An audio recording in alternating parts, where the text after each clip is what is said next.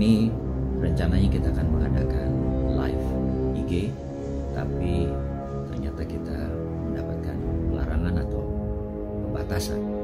Jadi memang mempromosikan kebenaran-kebenaran dalam geopolitik dan geostrategik, di mana ini adalah bagian dari cara cerdas bernegara. Kita mengajarkan anak-anak generasi muda, terutama yang berusia 45 tahun ke bawah, dan difokuskan juga yang mereka berumur 25 tahun ke bawah. Sangat penting untuk mempelajari atau mengenal apa itu politik, apa itu geoekonomi, apa itu geostrategi, di mana hal ini adalah penting untuk membuat Anda semua memahami bahwa tahun 2024, di mana itu tahun politik yang akan membuat Indonesia menjadi game changing di tahun 2045, yaitu pada saat Indonesia ulang tahun ke 100 atau Indonesia Emas. Siapapun yang memimpin di tahun 2024 ada waktu sekitar 21 tahun untuk membuat Indonesia menjadi negara superpower.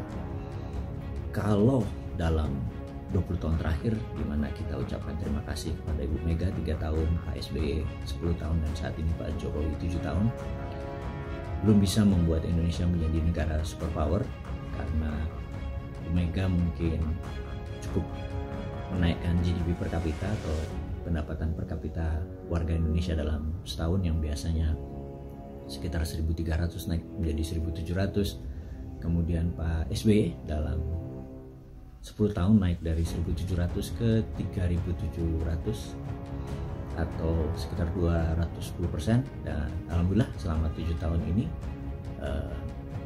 Pak Jokowi sebagai pemimpin negara berhasil menaikkan 6%.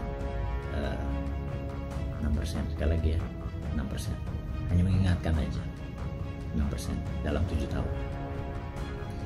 Itu semua tetap aja prestasi karena naik gitu ya.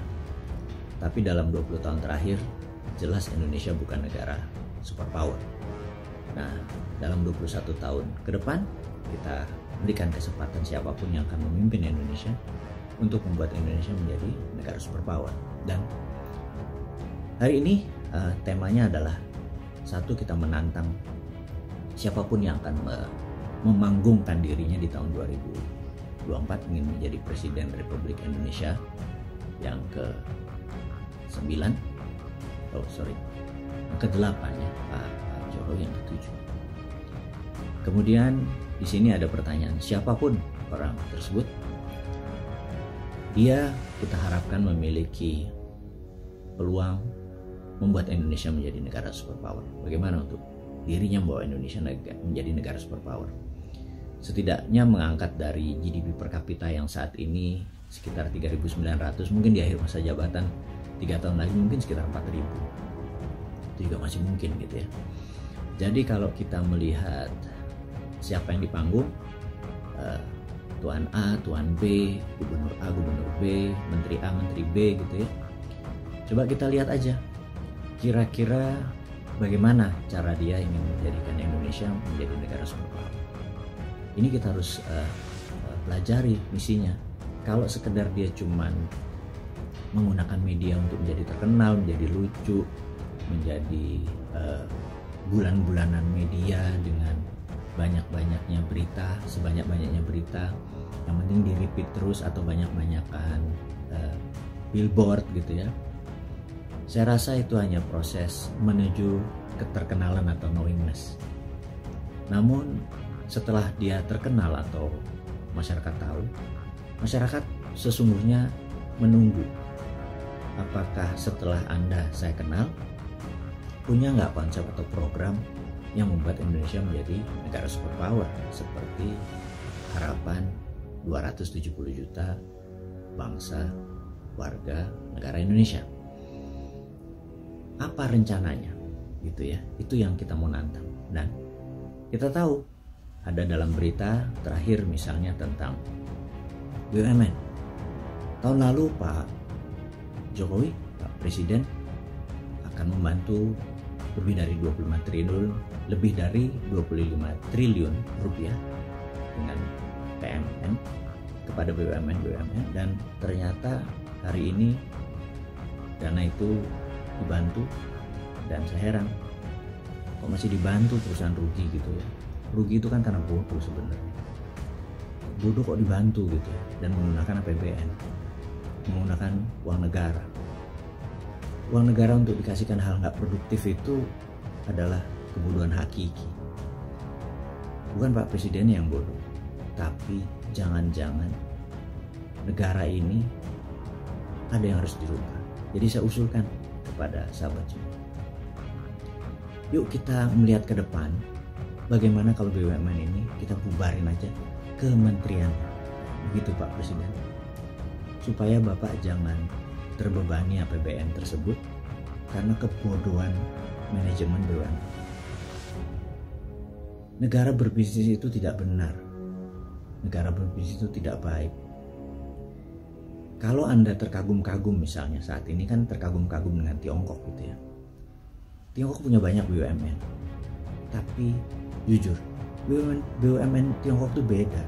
Dia adalah BUM, bukan badan usaha milik negara, tapi badan usaha milik pemerintah. Dan pemerintah di sana adalah PKC. Jadi sesungguhnya BUMN adalah badan usaha milik Partai Komunis. Jadi karena sistem kepartean, mengontrolnya lebih gampang. Jadi ada baiknya BUMN di Indonesia ditutup aja kementerian. Lalu perusahaan-perusahaan tersebut kita konsolidasi lah. Yang bagus kita merger, kita jual ke swasta Indonesia tentunya, atau ke bursa saham. Yang jelek ya udah ditutup aja dan tanggung semua kerugian tersebut. Mereka ini akan menjadi lebih lincah lagi, direksi-direksi BUMN ini. Karena lincah kenapa? Karena bukan di bawah kementerian, tetapi di bawah kementerian terkait. Misalnya PLN dan Pertamina PLN dan Pertamina di bawah SDM misalnya kayak gitu.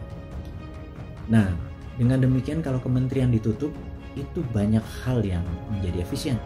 Nggak ada lagi buka pintu untuk Pak Menteri, selamat malam, selamat pagi. Strukturnya itu banyak orang-orang departemen, namanya juga departemen kantor, yang menurut kami adalah tidak terlalu efektif. Jadi lebih baik langsung ke menteri terkait aja BUMN tersebut. Jadi misalnya kalau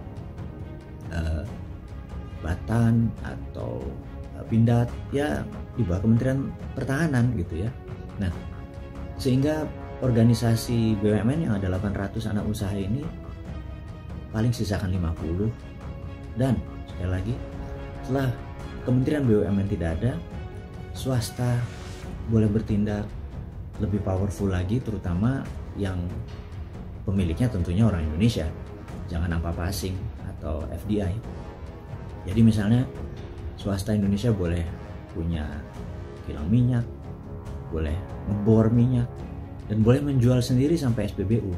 Begitu juga di dalam energi listrik, swasta boleh punya pembangkit listrik, punya transmisi, dan menjual sendiri ke pengguna langsung.